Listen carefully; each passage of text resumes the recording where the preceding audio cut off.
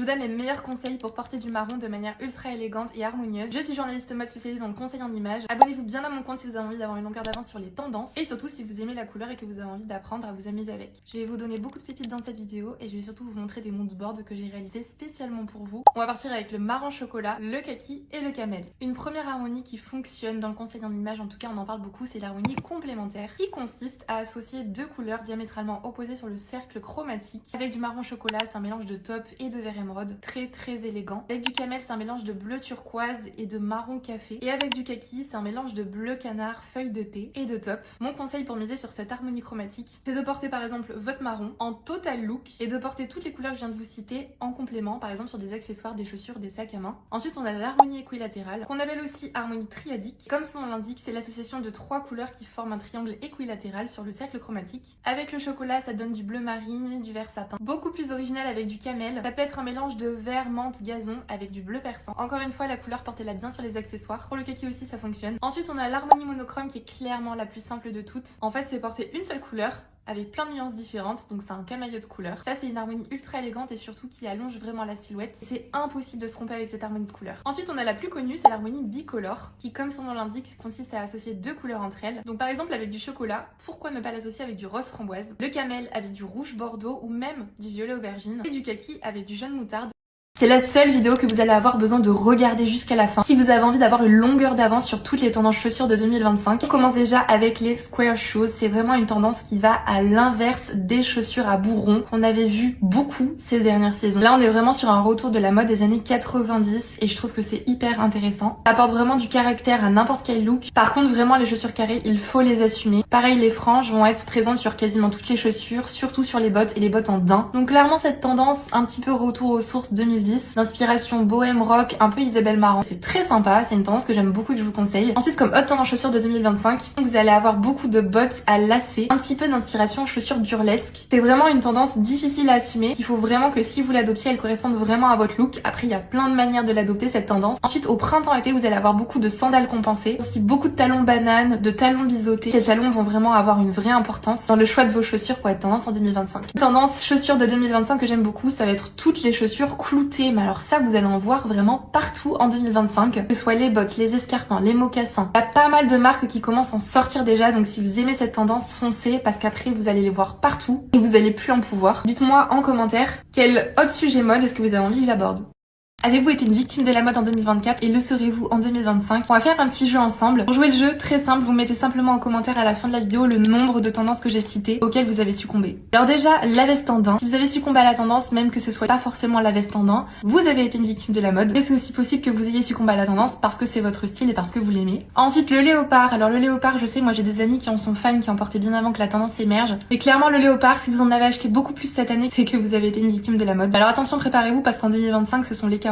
Peut-être que vous êtes fait piéger par Adidas encore une fois avec ces Adidas SL72 OG qui était littéralement une manière pour eux de se recycler après le gros succès des Samba qui était en train de s'affaiblir. Le marron aussi, le marron, le bordeaux, je range tout ça dans la même catégorie. Si vous y avez succombé plus que d'habitude, c'est parce que vous avez été victime de la mode. J'ai fait d'autres vidéos d'ailleurs sur mes prédictions des tendances couleurs de 2025. Donc si vous avez envie d'avoir une longueur d'avance sur les tendances, regardez mes autres vidéos. Côté jean, on avait aussi le jean barrel mais aussi le jean à plis. Ces deux tendances, si vous y avez succombé en 2024 ou que vous êtes en train d'y succomber, normalement c'est que vous avez encore une fois été victime des tendances mode. Et enfin, les baskets Puma. Puma, pendant longtemps, il y en avait beaucoup qui n'en portaient plus. Et là, il y a eu un gros engouement autour de cette marque allemande, notamment autour des Speed Cat, des Arizona et des Palermo. Si vous y avez succombé, normalement, encore une fois, vous avez été victime des tendances mode. Mais c'est pas forcément une mauvaise chose. Allez, maintenant, on fait un débrief. Dites-moi en commentaire et soyez honnêtes. Vous avez succombé à combien de tendances que j'ai citées dans cette vidéo?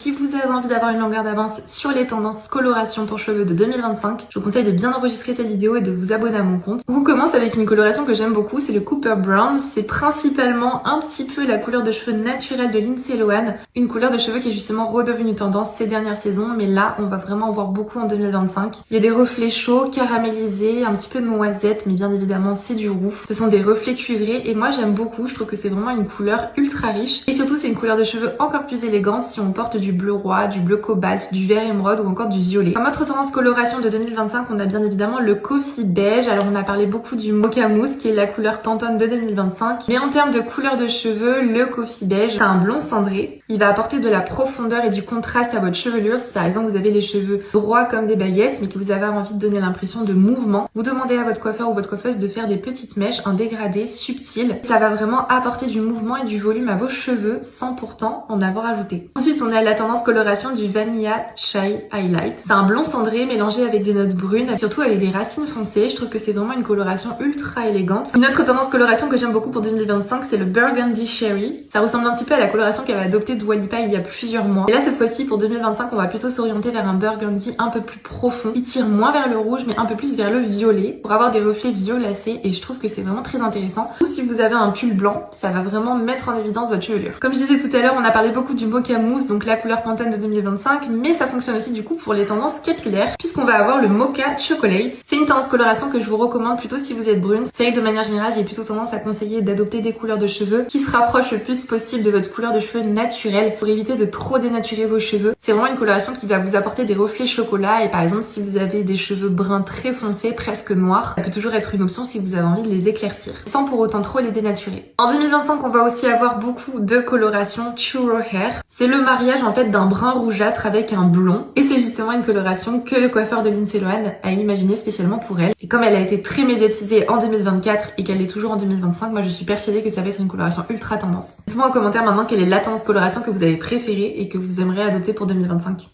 Si vous voulez avoir une longueur d'avance sur les tendances mode, je vous présente en avance les 10 tendances mode qui seront partout en 2025. C'est le moment pour vous d'enregistrer cette vidéo et de vous abonner à mon compte si ce n'est pas encore fait. On commence déjà avec une grande tendance qui selon moi sera omniprésente en 2025. C'est bien évidemment la tendance de tous les tops avec des broches sur les encolures. Donc le grand avantage de cette tendance mode, c'est que vous pouvez tout à fait l'adopter en recyclant un de vos tops préférés, une chemise, une blouse. Et en fait, la broche que vous allez épingler au niveau de l'encolure va vraiment apporter un effet ultra élégant. C'est vraiment une tendance mode dans laquelle je crois beaucoup. Et ça, je vous recommande vraiment de l'adopter avant que la tendance arrive. Deuxième tendance que je vous conseille d'adopter avant tout le monde, c'est la veste à franges. J'avais été l'une des premières en avril 2024 à anticiper le grand retour de la veste en daim. Je m'étais pas trompée. Donc là, cette fois, je vous conseille vraiment d'adopter la tendance veste à franges d'inspiration bohème. La tendance que je vous conseille d'adopter dès maintenant, c'est la tendance imprimé carreau. Je suis quasiment persuadée, les carreaux ont vraiment détrôné l'imprimé léopard. On en a vu chez Bottega Veneta, Acne Studio, il y a eu beaucoup de marques qui ont réinterprété ce motif emblématique. Vous pouvez avoir le tartan, le prince de Galles, l'effet Vichy qu'on verra beaucoup au printemps. Et cette tendance, vous pouvez l'adopter de plein de manières différentes, que ce soit au niveau d'une jupe, une jupe crayon à carreaux par exemple, un pantalon à carreaux. Autre grande tendance qui pour moi va vraiment faire un grand retour, c'est le col lavalière, notamment pour les femmes, mais aussi pour les hommes. On l'a vu chez Louis Vuitton homme, et je trouve que vraiment ça apporte quelque chose de plus à un look. C'est ultra élégant et surtout ça match avec n'importe quel style. Pour les femmes, je trouve que le col lavalière sur une blouse, c'est tellement élégant. Si vous avez par exemple un pull col V et que par-dessous vous avez envie de glisser une blouse lavalière, ça va complètement fonctionner et ça va ajouter quelque chose en plus à votre look. En termes de veste, ça je vous en parlais déjà il y a plusieurs saisons, mais là la tendance va vraiment se confirmer pour 2025. Ce sont toutes les vestes structurées. Alors pas n'importe lesquelles. Là je fais plutôt référence à tous les blazers d'inspiration New Look. Vous savez, la collection de 1947 présentée par Christian Dior. Ce sont toutes les coupes de vestes qui font vraiment une taille de guêpe. Ça marche aussi bien sur les vestes blazer, qu'importe leur matière, même en laine feutrée, en coton, en flanelle, mais ça marche aussi sur des vestes en jean. Une tendance qui pour moi va vraiment fonctionner en 2025, c'est la veste nylon d'inspiration sportswear. C'est un style de veste ultra tendance aussi bien pour les femmes que pour les hommes. L'avantage c'est qu'on en a quasiment toutes et tous une dans notre garde-robe, donc ça c'est plutôt un point positif. Une autre tendance à laquelle je crois beaucoup, ce sont tous les styles de polo à rayures. Surtout ça va être une tendance qui va un petit peu remplacer la marinière, bien que la marinière reste un intemporel. Je trouve que c'est une très bonne alternative. Une autre tendance mode à laquelle je crois beaucoup, ce sont tous les pulls d'inspiration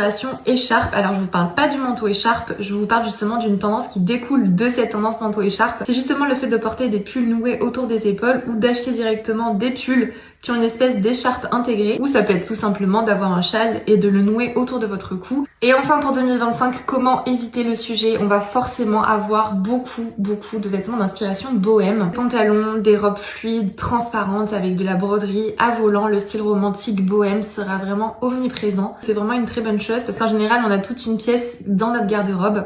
Donc Je veux pas savoir, ce sont les seules 3 vraies tendances que vous devez absolument suivre en 2025. La première, c'est être vous-même. C'est d'avoir votre propre style. C'est tellement important. Je vois tellement de gens qui essaient de ressembler les uns aux autres. Non, non, non. En 2025, la première vraie résolution que je vous conseille, c'est vraiment de ne pas chercher à ressembler à tout le monde. C'est votre différence qui va faire votre force. Attention, on peut suivre les tendances tout en ayant son propre style. C'est pas du tout incompatible. Deuxième tendance de 2025 qu'il faut absolument que vous adoptiez, c'est d'arrêter de vous limiter à votre âge. Dans les commentaires sous mes vidéos, je vois beaucoup d'entre vous qui me disent « Je ne peux pas l'adopter cette tendance, j'ai 50 ans, je me verrai pas mettre ci, je me verrai pas mettre ça. » Honnêtement, le plus important, c'est que vous aimiez ce que vous portez. Donc c'est sûr qu'il faut pas adopter une tendance parce que c'est tendance. Il faut pas non plus se refuser de porter des vêtements que vous aimez et dans lesquels vous sentez que vous allez vous sentir bien. Le jugement et le regard des autres, on s'en fiche. La façon dont vous vous habillez n'importe que vous. Très bien évidemment, tout est une question de dosage dans la mode et si vous aimez un vêtement, foncez. Le plus important, c'est la manière dont vous allez vous approprier ce vêtement. Deuxième tendance, demandez de vous sentir libre d'acheter tout ce que vous voulez, que ce soit tendance ou non. Donc de porter vraiment les vêtements dans lesquels vous vous sentez bien.